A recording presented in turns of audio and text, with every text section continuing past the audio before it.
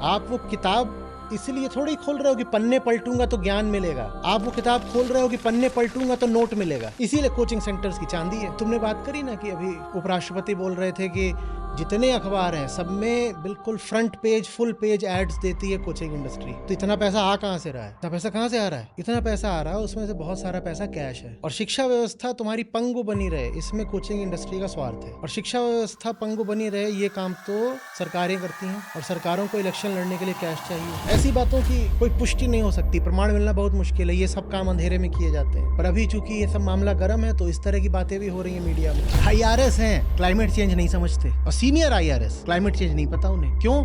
क्योंकि जितना पढ़ना था UPSC के टाइम पे पढ़ लिया, अब थोड़ी पढ़ेंगे। 4 लोग बैठे हैं ट्रेन में कहीं जा रहे हैं, और बात शुरू हो गई तो वो बात ये ना हो फिर कि मोदी महान या राहुल पहलवान। हम कहते हैं कि कभी भारत विश्व गुरु रहा होगा। भारत जैसा गुरुता का अपमान करने वाला देश मिलना मुश्किल है।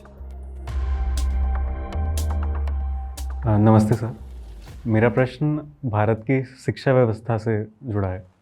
अभी पिछले दिनों में जो UPSC कोचिंग सेंटर में जो हादसा हुआ वो, और उससे पहले नीट की परीक्षा को लेकर जो कुछ चल रहा था, वो सब चीज़ें, उन सब चीज़ों ने मुझे प्रेरित किया भारत की शिक्षा व्यवस्था के बारे में पढ़ने पे। तो जब मैं पढ़ रहा था तो मैं पा रहा था कि जैसे आपने कल के सत्र में भी कहा था कि एक बहुत बड़ी अपॉर्चुनिटी कॉस्ट है। जो भारत की एक बहुत बड़ी आबादी अभी अपना समय, और युवाओं की आबादी की बात कर रहा हूँ, जो अपना समय इन सरकारी नौकरियों की तैयारी में लगा रही है, वो समय वो अगर कहीं और देते तो शायद बात कुछ और बन जाती। और इसी चिंता को जताते हुए जो भारत के उपराष्ट्रपति हैं, उन्होंने कल संसद में एक बयान दिया था। तो उन्होंने कहा था कि उनके लिए भी जो कोचिंग इंडस्ट्री है वो एक चिंता का विषय बन गई है, क्योंकि जब भी वो न्यूज़पेपर खोलते हैं तो पहले 2 पन्ने जो होते हैं वो हमेशा उनके एडवर्टाइजमेंट के होते हैं, कोचिंग के। और वो इस बात को देख के बड़ा अजीब असहज महसूस करते हैं कि ये पैसा जो है एडवर्टाइजमेंट का, वो उन्हीं स्टूडेंट से आ रहा है। जो उनके नए नए सेंटर खुल रहे हैं वो उन्हीं स्टूडेंट्स के पैसों से खुल रहे हैं, और वो स्टूडेंट सब ऐसे हैं जो कि कर्ज ले करके वो कोचिंग कर रहे होते हैं। और कहीं ना कहीं मैं खुद ये पाता हूँ कि शायद इसका एक दोष भारत की शिक्षा व्यवस्था पे भी देना बनता है, क्योंकि जब मैं भारत की शिक्षा व्यवस्था को चीन से कंपेयर करता हूँ तो बहुत अलग तरह के आंकड़े दिखते हैं। जैसे कि सन 2012 की बात है। सन 2012 में जो हायर एजुकेशन होती है उसमें एक चीज़ निकाली जाती है, ग्रॉस एनरोलमेंट रेशो, कि उस एज ग्रुप के कितने बच्चे आबादी में हैं और उनमें से कितने स्कूल्स में एनरोल्ड हैं। तो उसका एक रेशो परसेंटेज निकाली जाती है। तो भारत उस वक्त 2012 में 22% पे था और चाइना 28% पे था।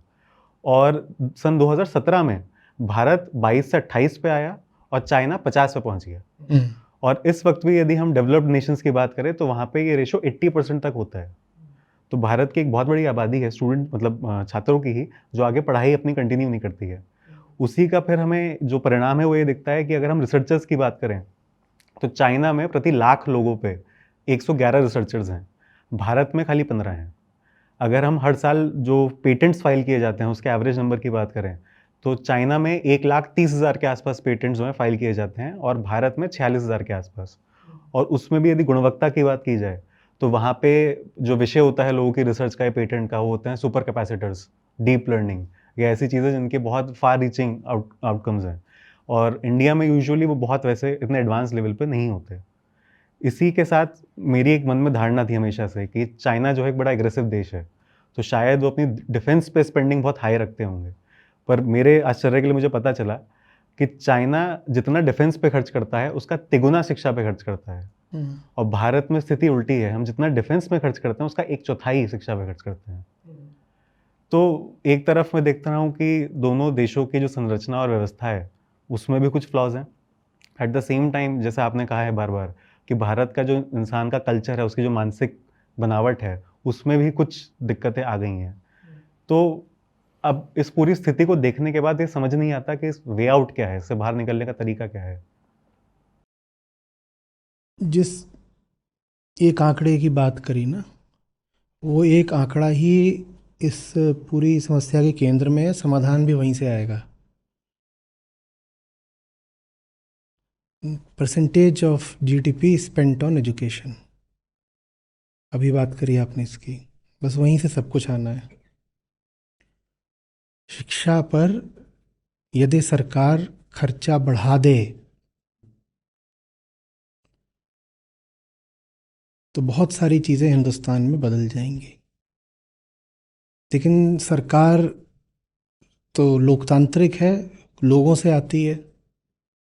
सरकार शिक्षा को उतना ही अनुपात देगी जितना लोग शिक्षा को सम्मान देते हैं।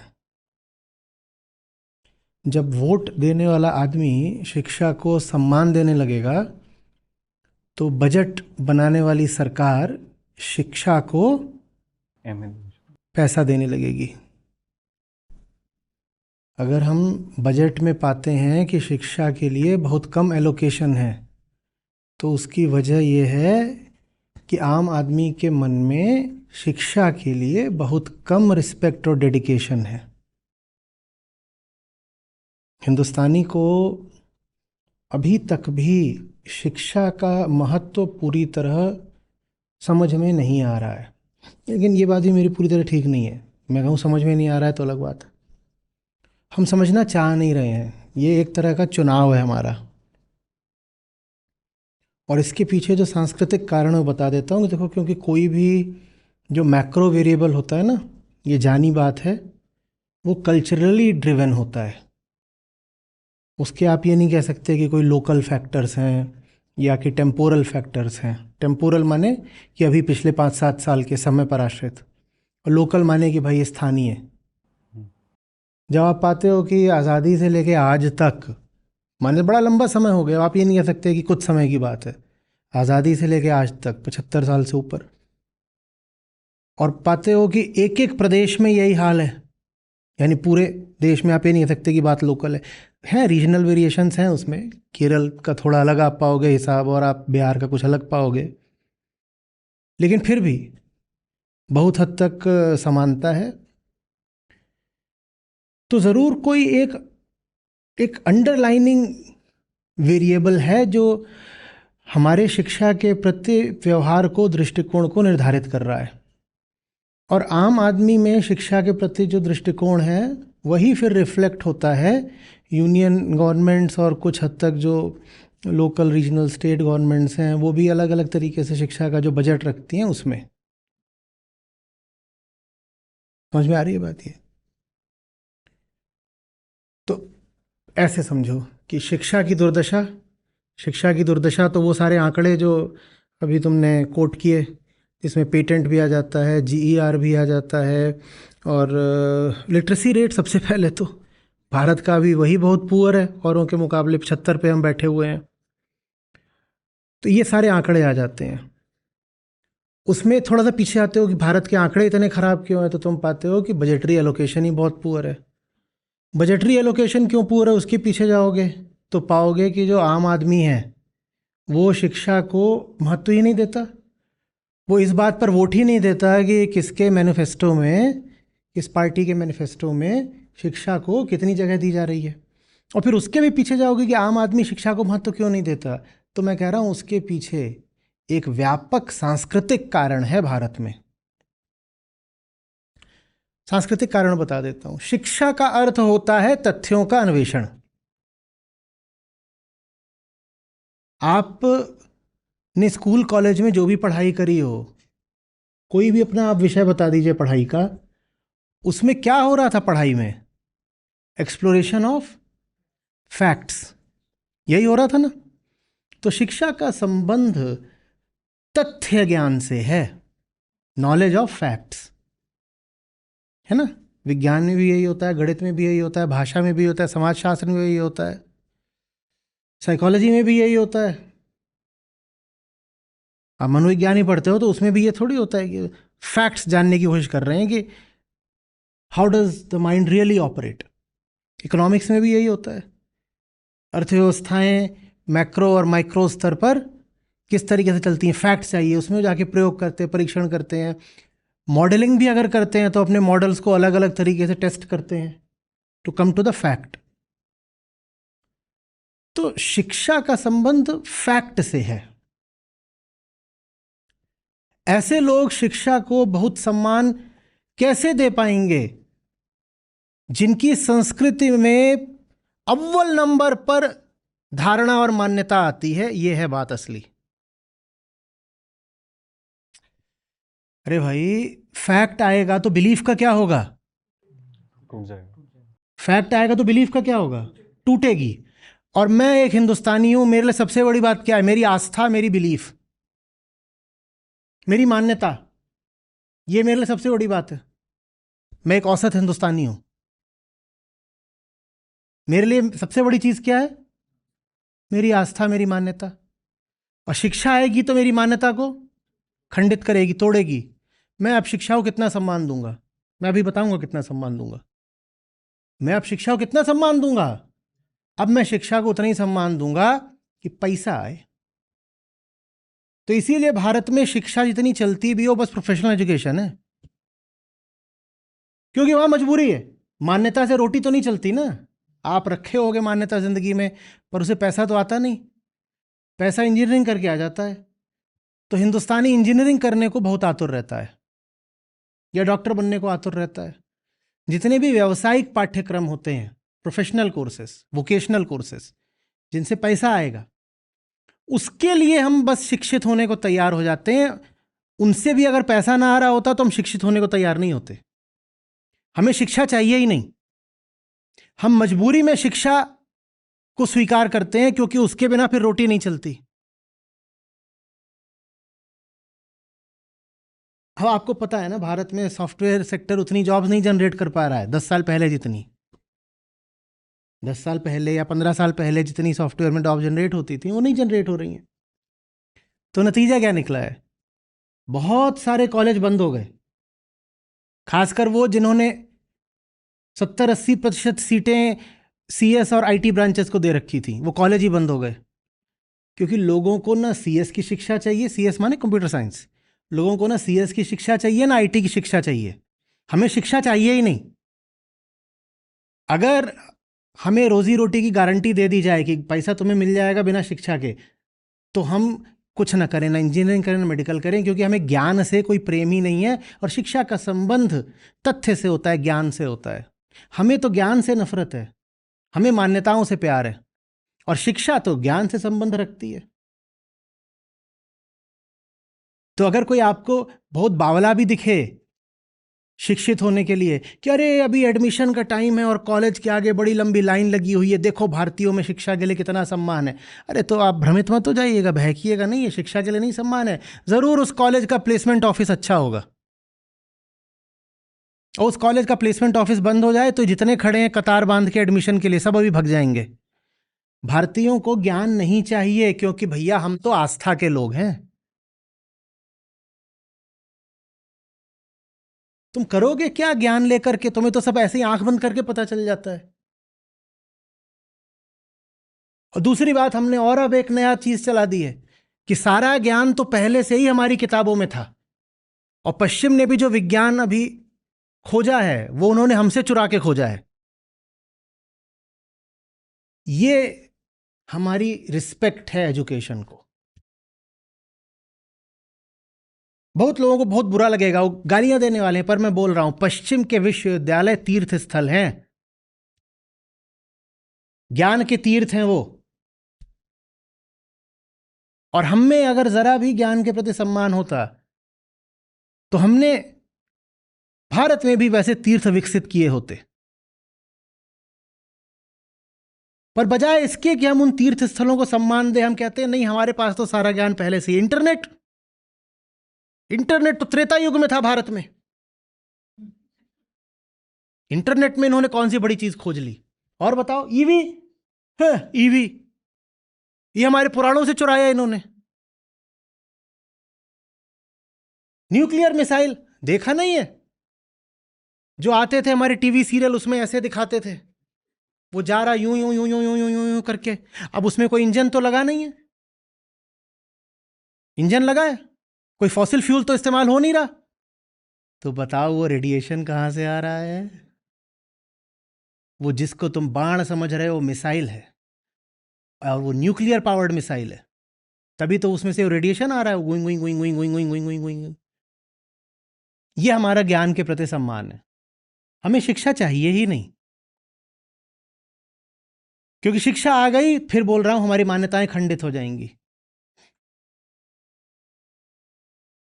और ये भारत की नहीं, पूरी दुनिया की बात है। जिन देशों को अपनी मान्यताओं की बड़ी मजबूरी होती है, वो शिक्षा को पनपने ही नहीं देते। बगल में पाकिस्तान है, उनको देख लो। पाकिस्तान को देखोगे तो तुम्हें भारत की शिक्षा व्यवस्था पर गौरव हो जाएगा।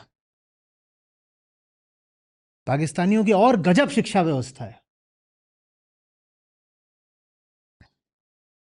तुम अभी गिन रहे थे कि भारत से कितने पेटेंट निकलते हैं और कॉपीराइट फाइल होते हैं। वहां तो बस कॉपी ही कॉपी है, राइट रॉन्ग का कोई ख्याल भी नहीं है। दूसरों को करने दो, हमारा काम है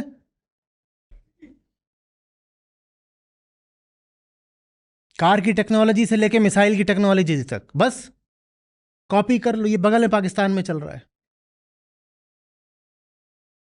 उनकी यूनिवर्सिटीज की और बुरी हालत है। क्यों? क्योंकि उनकी और जबरदस्त मान्यताएं हैं। ऐसी मान्यताएं जो कि विज्ञान, मनोविज्ञान, अर्थशास्त्र सबके खिलाफ जाती हैं।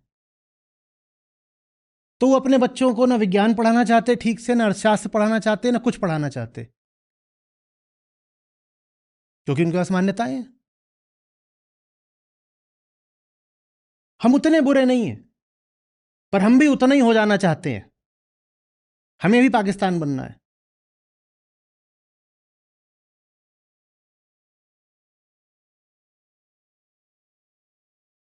हमें बड़ी समस्या होती है कि विश्व की छोड़ दो, एशिया की भी अगर टॉप 100 यूनिवर्सिटीज़ ले लो तो उसमें इंडियन यूनिवर्सिटीज़ बहुत कम दिखाई पड़ती हैं। पाकिस्तानी खोजना, वो फिर 500 में जाओगे, वहाँ भी बहुत कम। पाकिस्तान का तो और खोजना मुश्किल हो जाएगा। पर हमें पाकिस्तान जैसा ही बनना है कि साहब हम तो आस्था पर चलने वाले लोग हैं। शिक्षा और आस्था साथ चल नहीं सकते, और शिक्षा और आस्था साथ चलेंगे तो और बहुत बहुत ज़्यादा खतरनाक बात है। फिर जानते हो शिक्षा का इस्तेमाल किस लिए होगा? आस्था को और बढ़ाने के लिए। ठीक वैसे जैसे कोई एडवांस्ड मिनिएचर न्यूक्लियर वेपन किसी आतंकवादी संगठन के हाथ लग जाए, वो एडवांस टेक्नोलॉजी का मिनिचराइज्ड न्यूक्लियर वेपन है और वो किसी आतंकवादी संगठन के हाथ लग गया है, वो उसका क्या इस्तेमाल करेंगे? आतंक मचाने के लिए। तो जिन लोगों के पास ज्ञान के प्रति सम्मान नहीं है, उनको अगर शिक्षा मिल जाए तो वो शिक्षा का और भारी दुरुपयोग करते हैं।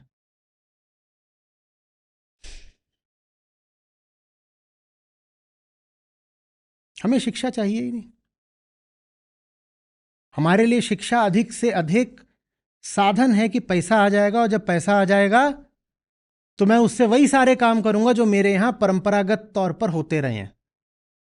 हमारे लिए शिक्षा एक नई जिंदगी का द्वार नहीं है। हमारे लिए शिक्षा ऐसी है कि अच्छा पैसा आने लग गया है ना, तो पहले जो अंधविश्वास तुम 100 रुपए देकर करते थे, अब पैसा आने लग गया है तो अब वही अंधविश्वास 1000 रुपए देके करो।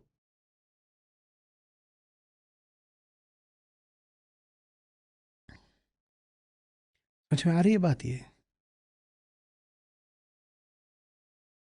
कैसे आगे बढ़े हम? आम आदमी के मन में देखो, ज्ञान के लिए कोई सम्मान है? और शिक्षा माने तो ज्ञान होता है। यहां आम आदमी के मन में है कोई सम्मान? किसको जानना है? बस सबको भोगना है। हमें प्रोडक्ट्स ऑफ टेक्नोलॉजी चाहिए ताकि हम उनसे ऐश कर सकें, पर टेक्नोलॉजी हमें नहीं समझनी, और टेक्नोलॉजी के पीछे जो साइंस है वो तो हमें बिल्कुल ही नहीं समझनी, और साइंस के पीछे जो साइंटिफिक एटीट्यूड है वो तो हमें बिल्कुल ही नहीं चाहिए। हमारे यहाँ जो लोग हाईली एजुकेटेड भी हैं, प्रोफेशनली क्वालिफाइड भी हैं, उनमें कोई साइंटिफिक एटीट्यूड है?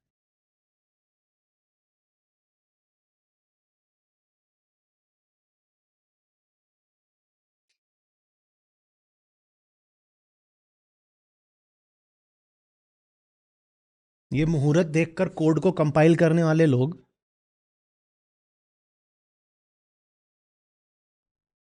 ये दुनिया में तरक्की करेंगे?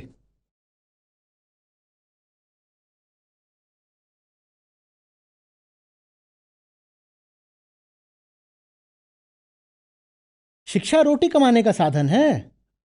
भारत में यही है बस। इसीलिए भारत में सबसे बड़ी एजुकेशन है कोचिंग एजुकेशन।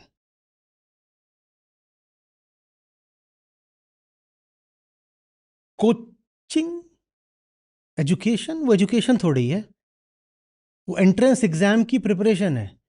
एजुकेशन के लिए तो स्कूल कॉलेज होते हैं। तो ये क्या बोलते रहते हैं हम यूपीएससी के स्टूडेंट्स हैं। यूपीएससी तो एक कॉन्स्टिट्यूशनल बॉडी है, एक सरकारी बॉडी है। यूपीएससी कोई स्कूल कॉलेज है? तो यूपीएससी के स्टूडेंट माने क्या होता है? यूपीएससी के स्टूडेंट का मतलब इतना ही होता है कि हम भोग के दावेदार हैं। वो बोले मैं यूपीएससी का स्टूडेंट हूं। शिक्षा तो उसको चाहिए ही नहीं थी। शिक्षा उसको चाहिए होती तो उसने पहले ही नहीं पढ़ाई कर ली होती अपने ग्रेजुएशन के दिनों में। वो यूपीएससी में भी आकर के अगर तुम्हें पढ़ता हुआ दिख रहा है तो सिर्फ इसलिए कि मस्त नौकरी लग जाएगी, उससे मैं भोग करूंगा। यही रखो यूपीएससी और यही रखो सारे सब्जेक्ट्स का सिलेबस। बस ये हटा दो कि रैंक आ जाएगी तो नौकरी मिल जाएगी। फिर हम देखते हैं कितने लोग यूपीएससी के स्टूडेंट्स बचे रहते हैं। एग्जाम भी होगा, सिलेबस भी रहेगा, रैंक भी आएगी, उस रैंक का सर्टिफिकेट भी दे देंगे, पर कलेक्टर बाबू नहीं बनोगे तुम। रैंक 1 भी आ गई तो कलेक्टर बाबू नहीं बनोगे। फिर देखते हैं कितने बचते हैं यूपीएससी के स्टूडेंट्स। ये कोई शिक्षार्थी हैं, ये भोगार्थी हैं। और इसीलिए फिर कोचिंग सेंटर इनको जम के लूटते हैं, क्योंकि जो सोच रहा है कि वो दुनिया को भोगेगा, दुनिया उसको भोग डालती है। जो सोच रहा है कि वो दुनिया का कंजम्पशन करेगा, दुनिया उसे कंज्यूम कर डालती है।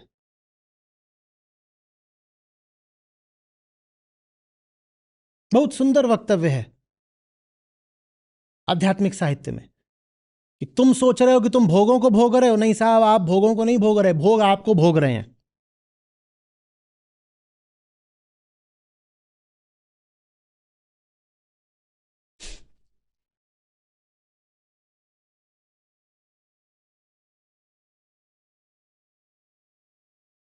भारत में कोई ग्रेजुएशन करे हुए है, उसको एक अदनी सी कहीं सहायक के पद पर भी सरकारी नौकरी मिल जाए, उसकी बहुत ज्यादा इज्जत है किसी पीएचडी से भी। पीएचडी का अर्थ ही होता है नॉलेज जनरेशन। आपको आपकी पीएचडी नहीं मिल सकती अगर आपने फ्रेश न्यू नॉलेज जनरेट नहीं किया है। थीसिस का यही मतलब होता है। थीसिस माने ये नहीं होता इधर उधर लिटरेचर पढ़ करके आपने चिपका दिया अपनी सबमिशन में, ये तो नहीं होता। पीएचडी माने हाँ साहब, आप अब डॉक्टर कहलाओगे क्योंकि आपने थोड़ा सा कम से कम न्यू नॉलेज जनरेट करा है जो पहले नहीं था। हमारे मन में ज्ञान की, नॉलेज की क्या अहमियत है? कुछ नहीं। कोई बीए करके क्लर्क बन जाए, वो पीएचडी से ज्यादा इज्जत पाएगा।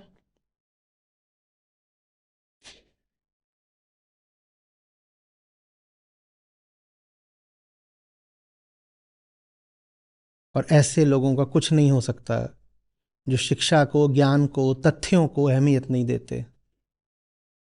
हमारे लिए अहमियत हमारी मान्यताओं की, अंधविश्वास की और भोग लोलुप कामनाओं की है। हमें अपनी डिजायर से, अपने कंजम्पशन से मतलब है।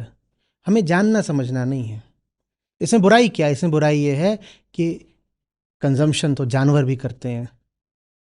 एक चीज है जो जानवरों को इंसान से अलग करती है, वो ये है कि इंसान जानना चाहता है, और एजुकेशन जैसी कोई चीज जानवरों में नहीं होती। इंसान जानना चाहता है और इसीलिए एजुकेशन है जो इंसान को इंसान बनाती है। जिन लोगों में शिक्षा के लिए सम्मान नहीं, वो फिर इंसान कहलाने के भी हकदार कैसे हैं? एक दबा हुआ, घुटा हुआ, कुंठित जीवन जियोगे, मान्यता माने ऐसे सीमा खींच दी गई है। किसी ने आके तुम्हारी जिंदगी के चारों ओर मान्यता की सीमा खींच दी है, तुम्हें उसके भीतर अपना घुटा हुआ जीवन जीना है। कोई निडरता नहीं होगी, कोई नयापन नहीं होगा। शिक्षा का काम यही नहीं होता कि डिग्री दे दे। शिक्षा अगर सचमुच असली है तो आपको जिंदगी दे देती है। जिंदगी इस अर्थ में नहीं कि नौकरी आ गई तो पैसा आ गया तो जिंदगी आ गई। जिंदगी इस अर्थ में कि आप बदल जाते हो, आपका दिल बदल जाता है, आपकी आंखें बदल जाती हैं, आप साफ साफ देखना शुरू कर देते हो। यह काम है शिक्षा का। जो सचमुच शिक्षित है उसको आप दबा नहीं सकते, उसको गुलाम नहीं बना सकते। पर जिनको अपनी गुलामियों से, अपनी बेड़ियों से ही प्यार हो, वो लोग शिक्षा को सम्मान क्यों देंगे? विकसित देशों में फिलॉसफी, ह्यूमैनिटीज, आर्ट्स, इनके जितने विषय, जितनी धाराएं होती हैं, ये सब सम्मान से देखे जाते हैं। अगर वहाँ डिपार्टमेंट ऑफ इंजीनियरिंग है और डिपार्टमेंट ऑफ ह्यूमैनिटीज़ है, तो ऐसा नहीं है कि इंजीनियरिंग डिपार्टमेंट को बड़ी इज्जत मिल रही होगी और ह्यूमैनिटीज़ वालों को नहीं मिल रही होगी। ऐसा नहीं है, क्योंकि उनके लिए इंजीनियरिंग भी ज्ञान का विषय है और सोशियोलॉजी, साइकोलॉजी भी ज्ञान के विषय हैं, तो दोनों को बराबर रखेंगे। हिंदुस्तान में जहाँ इंजीनियरिंग है वहाँ पे तो नारियल फोड़े जा रहे होंगे और कतारें बंधी होंगी, और जहाँ पर हिस्ट्री की या लिटरेचर की बात हो रही होगी वहाँ पर कोई पूछने वाला नहीं होगा, या जो हर तरफ से तिरस्कृत लोग होंगे वही वहाँ पर आकर के एडमिशन ले रहे होंगे। क्यों? क्योंकि उन जगहों पर पैसा नहीं है।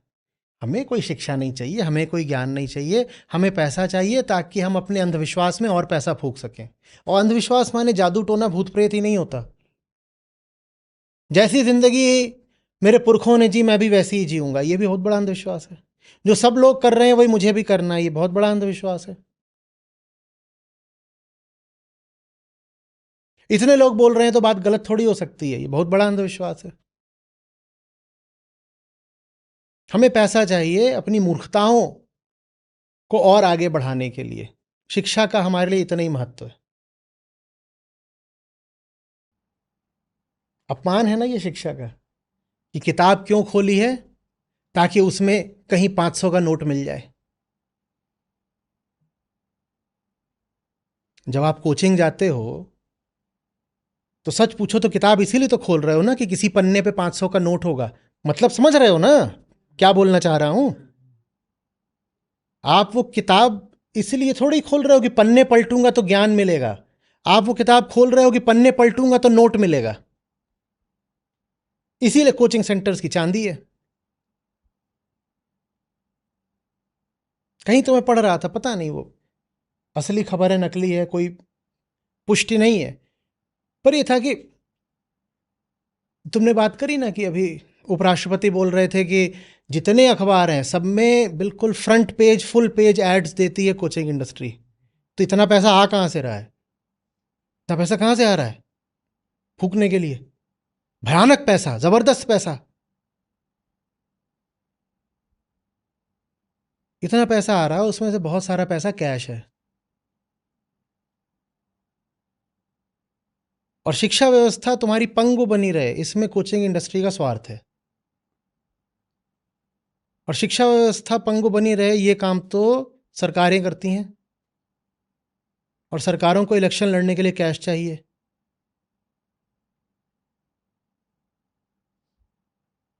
ऐसी बातों की कोई पुष्टि नहीं हो सकती, प्रमाण मिलना बहुत मुश्किल है। ये सब काम अंधेरे में किए जाते हैं। पर अभी चूंकि ये सब मामला गर्म है तो इस तरह की बातें भी हो रही हैं मीडिया में। अगर 11वीं 12वीं के स्तर पर स्कूली शिक्षा सबल हो जाए तो कोचिंग का धंधा चोट खाएगा।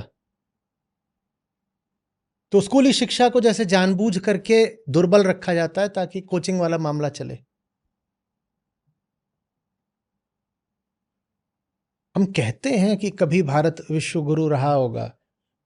भारत जैसा गुरुता का अपमान करने वाला देश मिलना मुश्किल है। हाँ, पाकिस्तान की बात अलग है।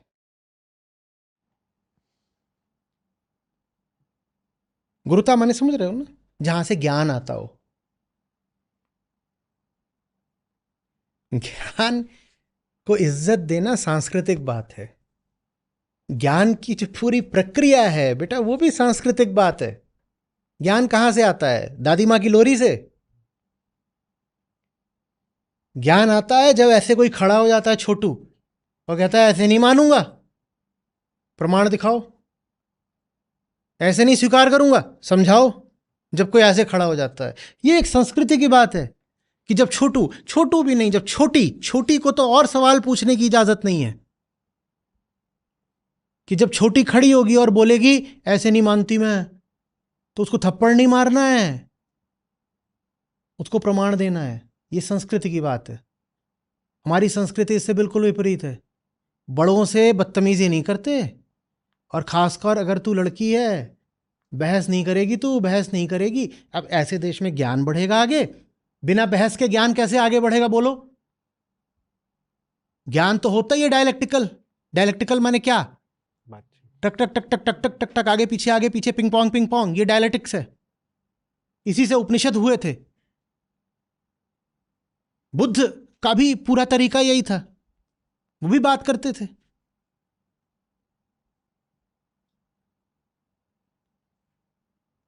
हमारे यहां बात करना ही बेअदबी है, बदतमीजी है।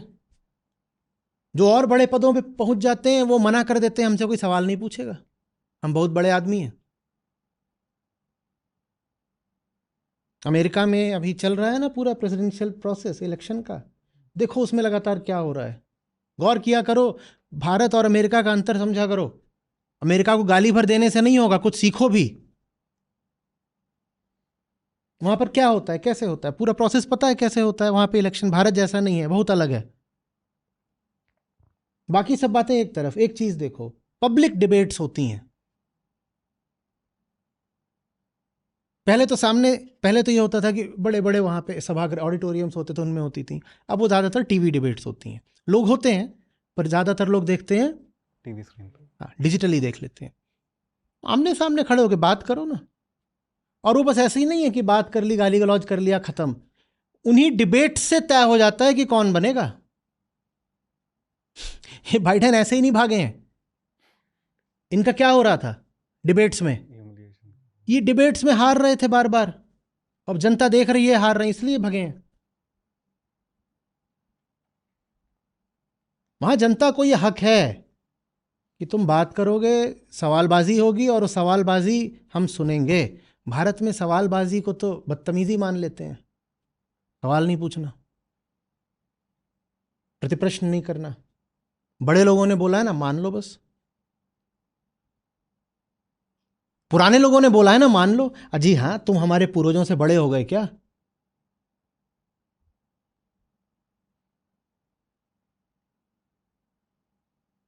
यहां ये धारणा आ गई, वहां ज्ञान आगे नहीं बढ़ता। ये कोई संयोग की बात नहीं है कि हम शिक्षा को अपने बजट में पैसा नहीं देते। हम शिक्षा को जानबूझ के अपने बजट में पैसा नहीं देते। हमारे भीतर कुछ बैठा है जो शिक्षा से बहुत डरता है। अच्छा एक बात बताओ, नेताओं के सामने कोई बहुत शिक्षित आदमी पहुंच जाए तो नेता की क्या हालत होती है? नेता असहज हो जाता है। नेता को कैसा आदमी चाहिए अपने सामने, जिसके सामने नेता एकदम मस्त रहेगा? एकदम मूर्ख, बेपढ़ा, अशिक्षित आदमी मिल जाए नेता को, नेता कितना खुश रहता है ना। आदमी जितना मूर्ख हो, नेता उससे उतना खुश रहता है। और एकदम शिक्षित आदमी अगर नेता के सामने पड़ जाए तो नेता के पसीने छूट जाते हैं। तो बताओ, नेता बजट में एजुकेशन को पैसा क्यों दे?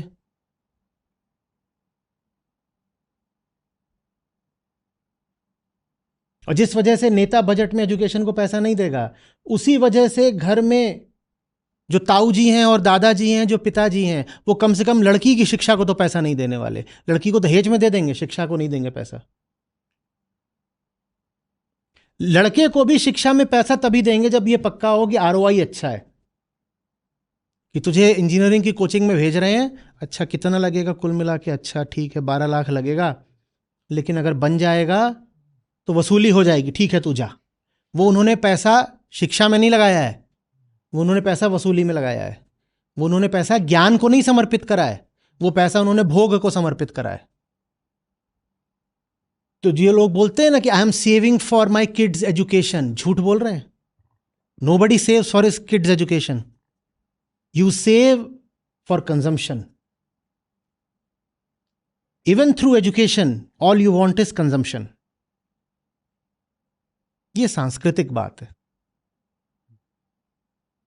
इसका एक भयानक दुष्प्रभाव बताता हूं।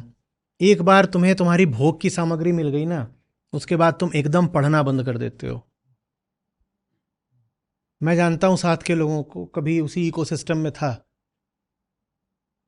तो जो ब्यूरोक्रेसी में है, मेरे ही साथ के आसपास के एक बैच आगे पीछे इधर उधर या दूसरा डिपार्टमेंट,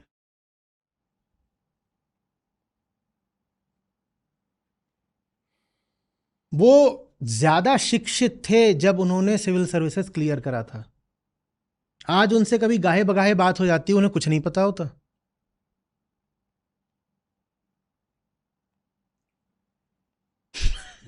आईआरएस हैं, क्लाइमेट चेंज नहीं समझते, और सीनियर आईआरएस समझ लो 24 साल की सर्विस वाले, क्लाइमेट चेंज नहीं पता उन्हें। क्यों? क्योंकि जितना पढ़ना था तब पढ़ लिया। यूपीएससी के टाइम पे पढ़ लिया, अब थोड़ी पढ़ेंगे। दुख भरे दिन बीते रे भैया, आप सुख आए हो रे। पढ़ाई सारी तब कर ली भैया, आप कुछ नहीं पढ़ूंगा मैं। सर इसमें कोचिंग इंडस्ट्री का एक दूसरा नाम है, उसे बोलते हैं एडटेक। क्योंकि एडटेक जिसको आज हम कहते हैं वो बेसिकली कोचिंग इंडस्ट्री और कुछ नहीं है। पर इस एडटेक के नाम पे इतना पैसा पंप किया गया है इस इंडस्ट्री में कि इन्होंने क्या करना शुरू किया कि इन्होंने कोचिंग स्टार्ट करी टीचर्स की।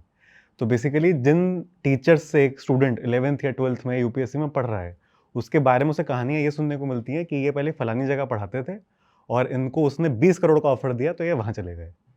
तो स्टूडेंट भी जो वहाँ तैयारी कर रहा है उसको साफ साफ ये दिख रहा होता है कि उसके सामने जो आदर्श बन के खड़े हुए हैं लोग, वो भी पैसे के आगे नाचते हैं। तो कोचिंग इंडस्ट्री ने एक जो काम किया वो तो ठीक है, उनकी जो वैल्यूज़ हैं स्टूडेंट्स की वो बहुत ज़्यादा पंगु बना दी। मतलब बहुत बेकार है सब, हमारा सारा मामला ही बहुत बेकार है। मैंने प्रॉपर शीट्स देखी हैं जब काउंसलिंग का टाइम आता है ना। अब जेई में लगभग 10,000 सीट्स हो गई हैं, तो काउंसलिंग के टाइम पे अब बहुत सारे राउंड्स में होती है काउंसलिंग। तो काउंसलिंग के टाइम पर इतनी सारी आईआईटी कर दी इन्होंने, पता नहीं कितनी आईआईटी और पता नहीं कितनी सारी ब्रांचेस। तो बाकायदा स्टूडेंट्स को शीट्स दी जाती हैं कि इस आईआईटी में इस ब्रांच में एवरेज सैलरी इतनी है, ओपनिंग सैलरी इतनी है, क्लोजिंग सैलरी इतनी है, इसमें से इतने लोग हैं जिनको यहाँ एडमिशन मिल गया था, स्कॉल मिल गई थी।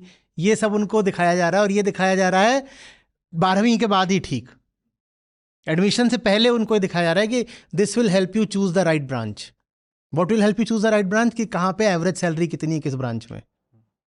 उस पूरी शीट में उदित कहीं भी ये नहीं लिखा हुआ कि ये जो, भाई बहुत सारी ब्रांचेस में तो नाम से पता भी नहीं चलता कि उसमें पढ़ाया क्या जाएगा। उसमें ये तक भी नहीं लिखा होता कि इस ब्रांच में घुसोगे तो पढ़ोगे क्या, ये भी नहीं लिखा है।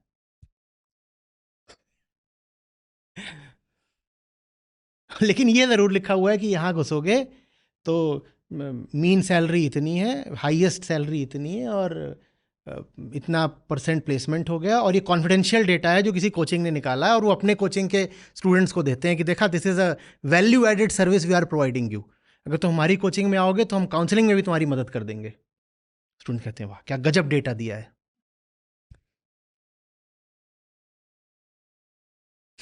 और इस चक्कर में बहुत सारी अच्छी अच्छी ब्रांचेज हैं जिन्हें स्टूडेंट्स नहीं मिलते क्योंकि उनमें प्लेसमेंट नहीं होता।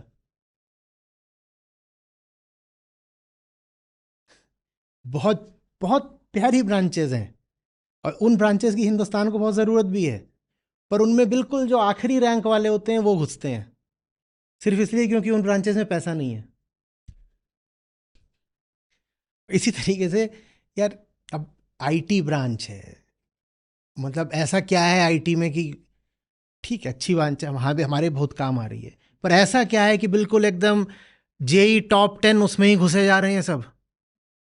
ऐसा क्या है? ऐसा। और उसमें पैसा ना रहे तो जैसा मैंने बोला, इंजीनियरिंग कॉलेज बंद होने लग गए थे। फलाना इंस्टीट्यूट ऑफ इंफॉर्मेशन टेक्नोलॉजी बंद, क्योंकि अब वहाँ हायरिंग नहीं होती, कोई आता नहीं हायर करने।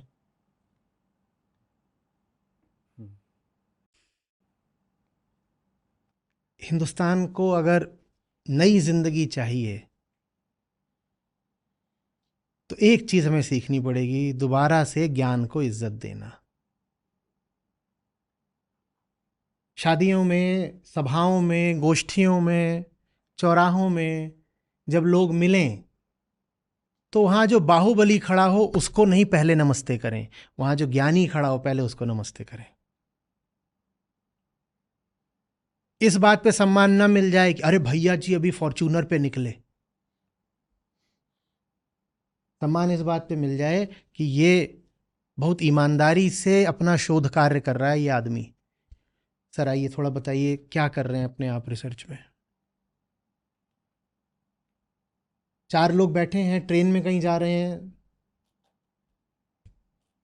और बात शुरू हो गई तो वो बात ये ना हो फिर कि मोदी महान या राहुल पहलवान, वो बात ज्ञान के किसी मुद्दे पर हो। भारत को अगर फिर से खड़ा होना है तो हमें एक सांस्कृतिक क्रांति चाहिए जिसमें ज्ञान को हम वो दर्जा दे सकें जिसका वो अधिकारी है। फिर कह रहा हूं, ये उम्मीद करना कि लक्ष्मी आ जाएंगी बिना सरस्वती को सम्मान दिए मूर्खता है।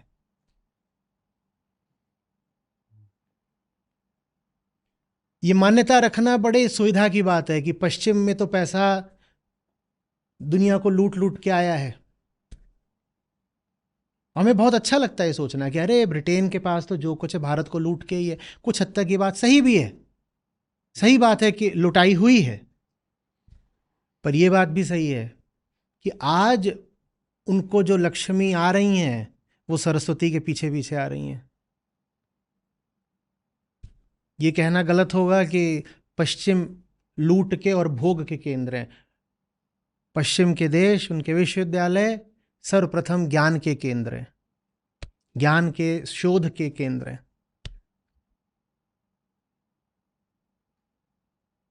और भारत ज्ञान का केंद्र नहीं बन पाएगा जब तक हमारी संस्कृति में ज्ञान को सम्मान मिलना शुरू नहीं होगा। और ज्ञान को सम्मान तब तक नहीं मिल सकता जब तक हमारे लिए ज्ञान से बड़ी हमारी मान्यता और कामना है।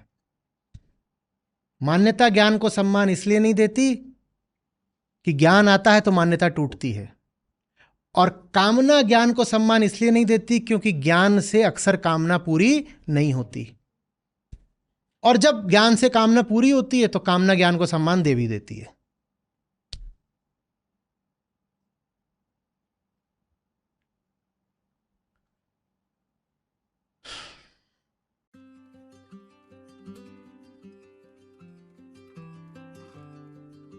नमस्ते सर, मेरा नाम ज्योति है। मैं आचार्य जी को 1 मंथ से सुन रही हूँ और सत्र से कुछ ही दिनों से जुड़ी हुई। जुड़ने के बाद मेरा डर खत्म हुआ है। पहले मैं बहुत डरती थी अपनी बातें कहने में, किसी को भी कुछ जल्दी से बोलती नहीं थी, बट अब वो बहुत ज्यादा निकल चुकी है। तो आज कृष्ण ने सर ने बताया कि 32वें श्लोक तक अहम के पास बोध की कमी है, ज्ञान की कमी है, हमें निषेधात्मक विधि का सहारा लेना है। यदि हम जानते ही नहीं कि ज्ञान की कमी है तो उसे कैसे पता कि कैसे क्या करेगा वो जिसको ज्ञान ही नहीं है। करो तुम यज्ञ या पूजो तुम देवता, मंजिल को जाने नहीं, मार्ग पे कैसे पता।